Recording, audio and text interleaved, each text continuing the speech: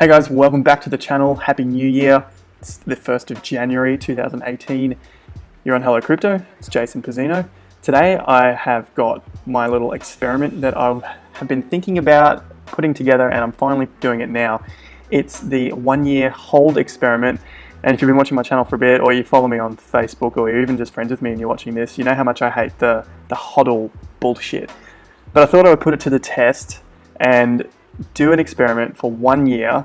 I do know there are a couple of other YouTubers doing this, and it sort of prompted me again to put some more thought and some more time into planning it ever so roughly and just going ahead with it. I thought about it mid last year, but I just got lazy. I didn't fucking do it. I moved places, you know, everything comes up and you're just stuck with, not necessarily stuck, I was just smashing out other sorts of investing, and that did excellent. And now I'm ready to do an experiment on the Hodl. A few reasons why I wanted to do it. So I want to cover a few bases before I get started on this. This will just be the intro video, talking about it, pretty much like a set idea of how I'm going to do it. Obviously shit will evolve during the course of the year. It's 365 days to go. It's 2018, it's not a leap year. Cool, not 366 days. There's going to be many different factors that pop up. Might be on holidays, it's going to be a bit hard to get a day out here and there. But for the most part, I'm going to get a video done every single day. I can't believe I'm saying that. That's nuts. I've never done that before. It's probably like such a massive task, but we'll get there. As I said, this will be the intro video. I'll go through a few more points. I don't believe every single day is going to be super long. It might just be a couple of minutes just to refresh, like go over the numbers and just see how we're tracking. And we're going to look at the daily, the weekly, the monthly, and the year-to-date changes. So you know how I work. I shoot from the hip, but let's get some notes, go through some notes. So the 1 year hold experiment. I've got a few different, portfolios. They're not really that difficult to follow. Anyone can do it. And anyone can do it with any amounts. You know how crypto works. You can basically buy fractions of different coins, full coins or tokens, whatever, whichever company you're looking at. As I said before, I do give a bit of shit to the holders, the hodlers. I just think it's so knobbish. But I'm going to do my own research first on this case, in this case, and just see how it would have progressed if you were just to put the money in and just hold it throughout the year. The point, I guess I'll mention why I don't like that. One of the main reasons I don't like Hodl is it's such a lazy way to invest, and I think at some point you'll get wrecked. Like at the moment it's going pretty well, but at some point it's not. Like markets do crash, and yeah, this could just be the beginning stages, and we'll see like even bigger rise. So when it does crash, it doesn't even come back to these levels. So in that case, you're still in front. But the other thing is you're sort of stuck with your investment. So if you have $1,000 to play with, you put the $1,000 in and you're just holding throughout the whole time.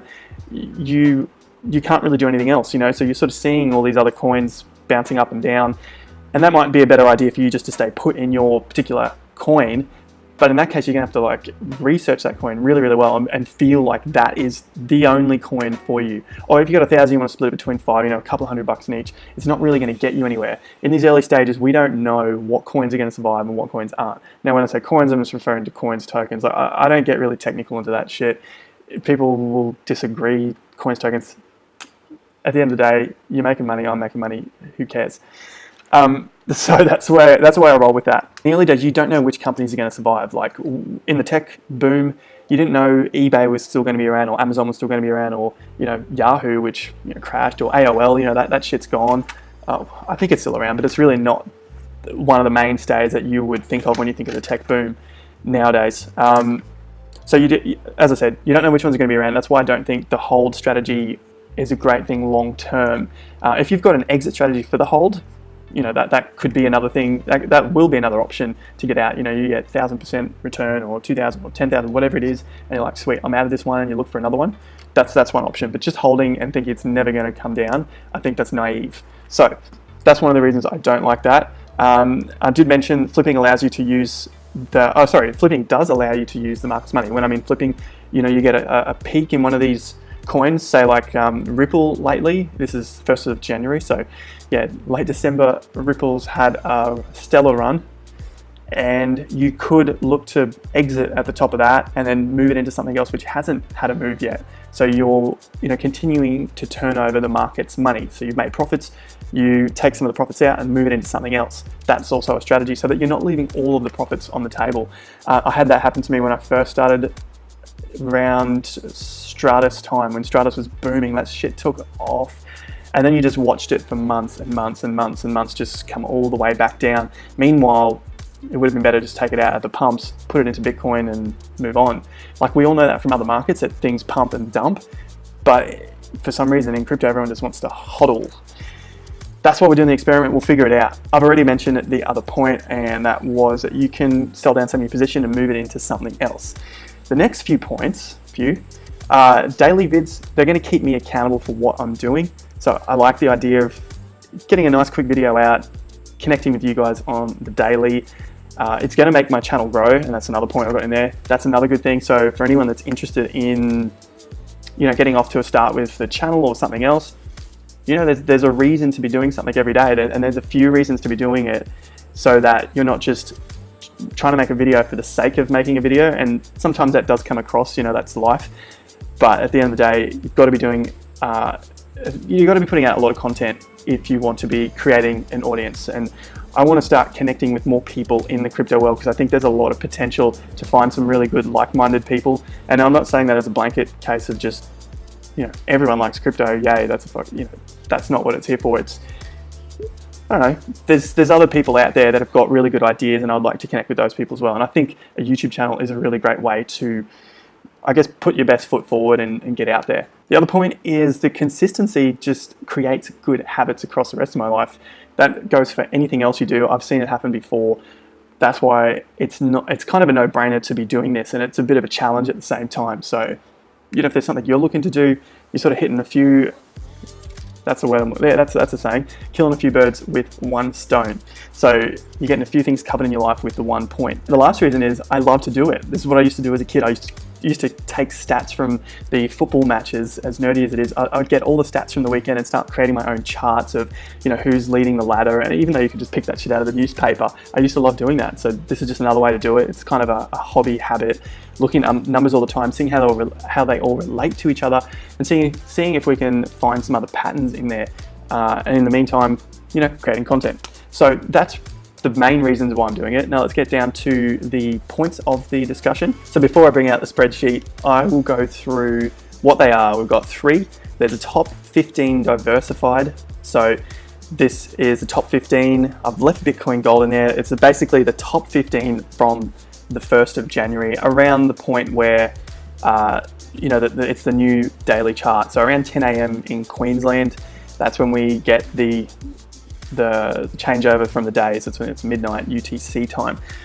So that's one of them. It's top 15 from that point, and that'll be for people that are going to jump into a few different exchanges. The next portfolio is basically the Coinbase portfolio. I thought that was a good idea because there's a lot of new people that come across into cryptocurrency, and the first thing they want to use is Coinbase. So it's the first thing they hear of, and they just jump in there, and I guess they want to buy whatever's on there because that's the only thing that they see, and they're not really interested in jumping into any other exchanges or other ways to buy coins and tokens because it's just scary.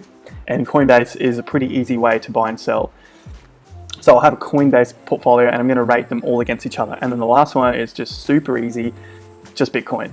So rating everything just against Bitcoin. So I've just taken everything from CoinMarketCap around 10 a.m, 11 a.m, somewhere around there, Queensland time. Our time zone doesn't change. We don't have daylight savings.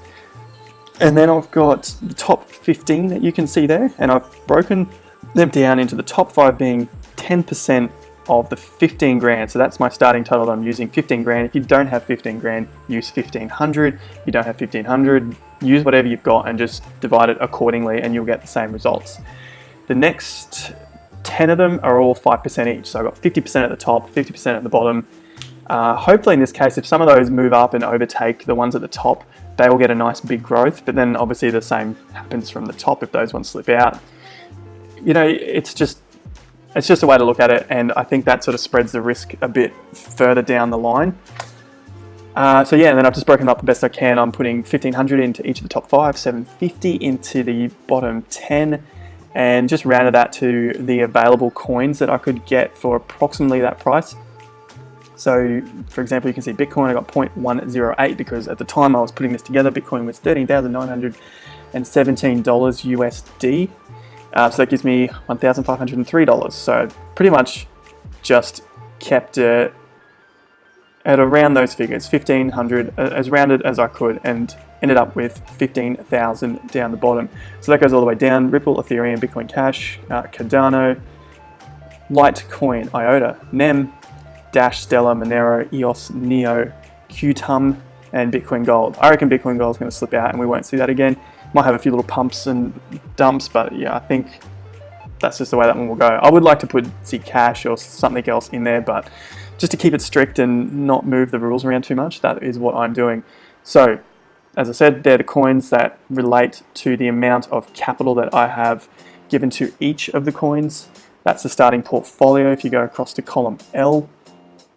And then across we have the total amount, the live portfolio. So as the numbers move, as the coins go up and down, we'll get to see how that is spread across the portfolio. So it's the starting position, and then the I guess like the active position there. Then it's got the increase, and then lastly we'll look at the change. So look at it on the daily, look at the weekly, monthly, and then year to date. Depending on how involved this gets, that'll be something that I might change throughout the series of this experiment. At the top I've got the return on investment, so that's just that's just how much each of the coins are worth. So the portfolio is worth divided by the starting capital of the portfolio. So you take them away from each other. If you're up to $100, then it will give you what return on investment in percentage and dollar cents. All right, so next one down, Coinbase. They're the 4 that are available on Coinbase at this point. People are talking about Ripple, but at this point, they're the 4 because that's all that was on Coinbase at the time of me making the video. So again, 15 grand in those, split it up 25% each. That's how much of each of the coins I could buy using the same values, and then exactly the same thing. We'll just run through the daily, the weekly, the monthly, year to date. Then the last one is just Bitcoin. So boom, 100%, 13,917. We can get 1.0778 Bitcoins. That gives us 15 grand. That's it. It's that simple. That's what we're going to do on the daily. Run through those figures, run through the changes, and then I guess we'll start to see some patterns forming in the next few weeks to few months. That'll be a good way to have a look at it. The problems could be that we're at the top now and we see a dump, and this will just be on the decline for the next few months until we take off again. Or this could be the bottom and we just shoot right up from here. Like, who really knows? That's the exciting part, to put all these figures together. All right, I think that's long enough there for the first video. I promise these will not be 15, 16, however long it ends up being after I edit this video. It won't be this long for the daily videos. If it is, I will not be able to cope with making these videos daily. So yeah, look, if you've got any ideas, hit me up in the comments down below. You can catch me on Instagram as well. So I made a new Instagram, it's Hello Crypto. I've got the link down below, click on that, and then I'll just put updates on there just to let you know the videos are out, or anything to do with the experiment which I've thought of, or someone's mentioned something pretty interesting. Maybe I'll put some news up there as well, just a bit of crypto-y sort of stuff. I really want to get away from the stock standard, sort of like the basic information or the news articles. That's my aim anyway, it's just to get away from that because there's already enough noise out of those. If it is a news article, I would be giving like my ideas on it rather than just saying, rather than just sort of repeating what's in the news article. Okay, that's about it there. I've got all the referral links down below. There's Binance if you need to get on to buy any of these things. There is Coinbase down below. You can use my referrals there. Pretty much Coinbase, $10 to you, $10 to me. You got to buy $100 worth at least. No point if you're not getting at least 100. You got to put something into this stuff. Binance, as I said, it's just a referral link. I think I get something back from that, and you guys will also get that if you're using your referral links. It's not a Ponzi scheme, it's an exchange that is to be used. Yeah, all right. Thanks very much, guys. I will see you at the next video. If you are interested in sticking around, hit the subscribe button down below. Remember to hit the little bell symbol because that will keep you updated as well. And I'll see you at the next video. So take care, like, share, subscribe. And until then, I already said that. Until then, take care and peace out.